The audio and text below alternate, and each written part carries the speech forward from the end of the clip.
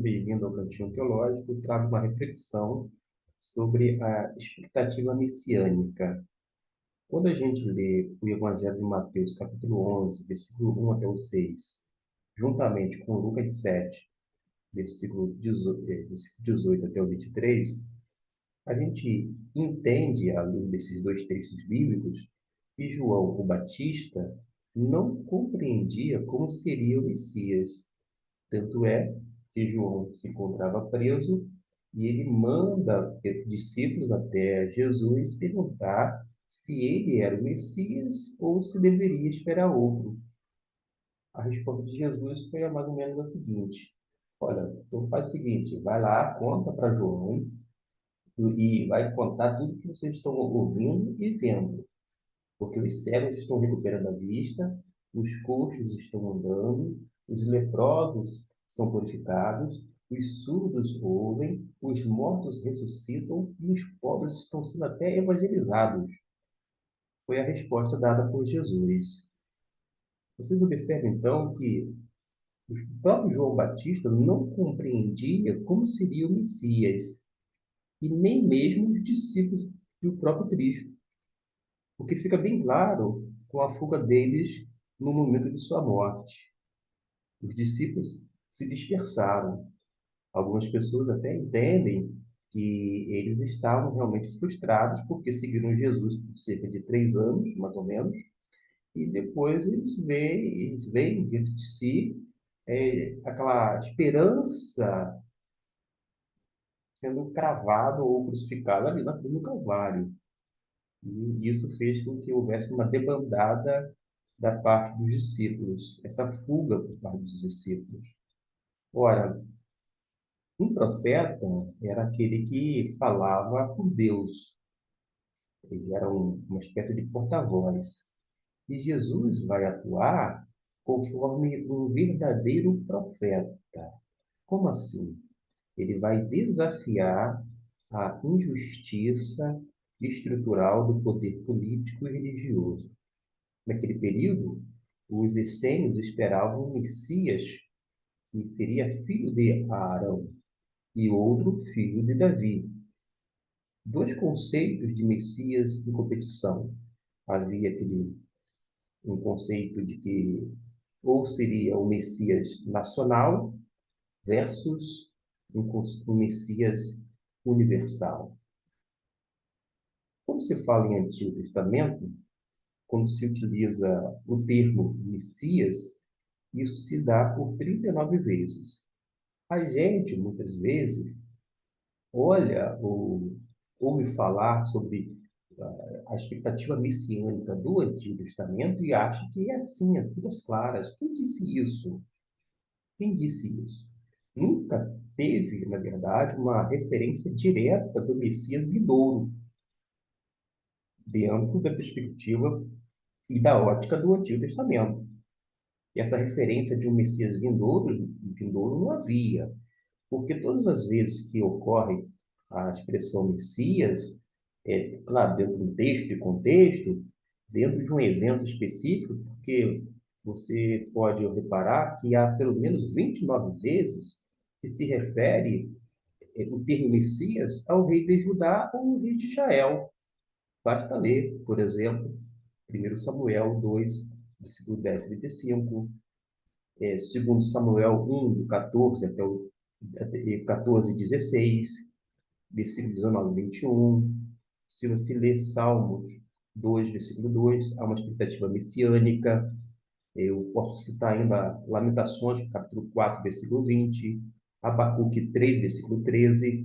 Ou seja, quando se referia a Messias, havia uma expectativa que se referia ao rei de Judá ou de Israel, 29 vezes.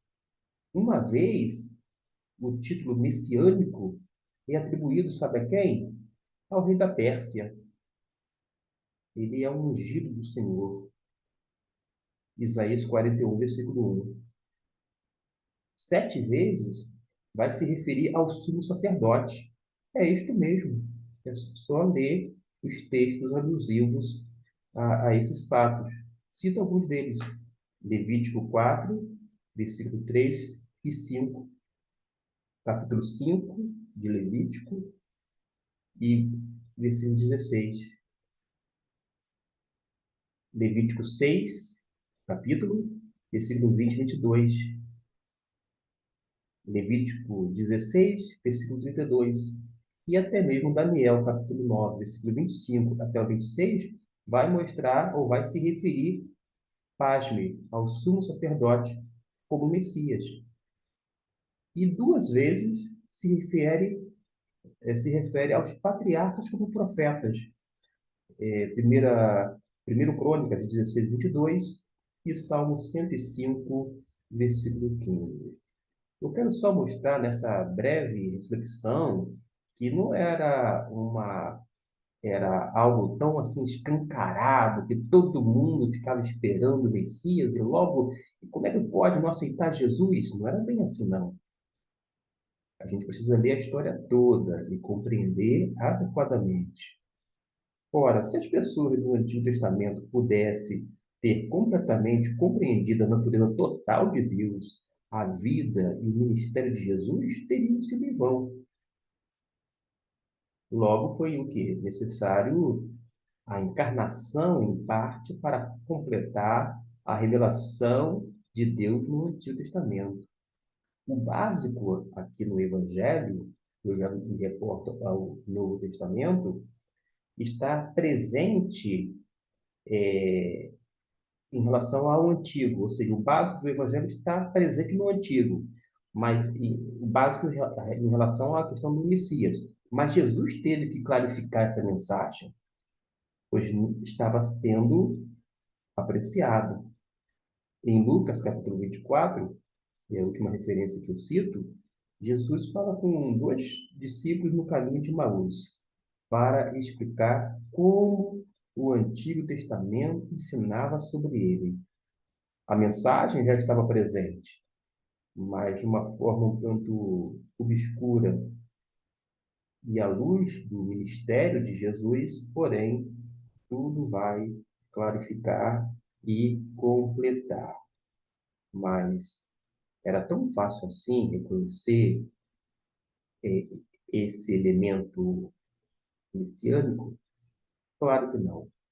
Mas graças a Deus, que através de Jesus, através da sua obra, da sua pessoa, do seu ministério, quando falo ministério, eu me refiro ao seu serviço, tudo foi clarificado e completado. Mas não era tão fácil assim, não. Por isso que a gente precisa ter um pouco mais de humildade e não achar que, aquele povo lá do Antigo Testamento, ou do Novo Testamento, lá nos primórdios da igreja cristã, eles não aceitavam o Messias. Gente, não estava tudo assim tão às claras, não. Hoje, nós temos uma vantagem. Qual é a vantagem? Nós temos a Bíblia toda, a revelação completa. Eles não tinham todas essas informações. João Batista não tinha todos os pormenores que nós temos.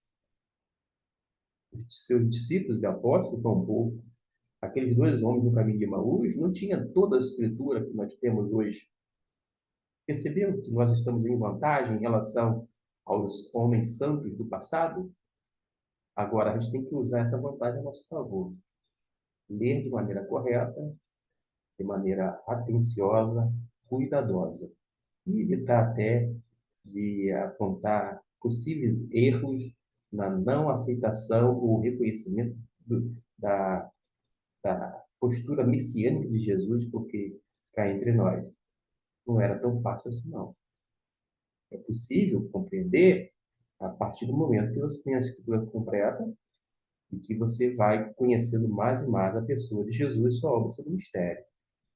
Mas sem Jesus, fica difícil, quer dizer, compreender esse elemento messiânico.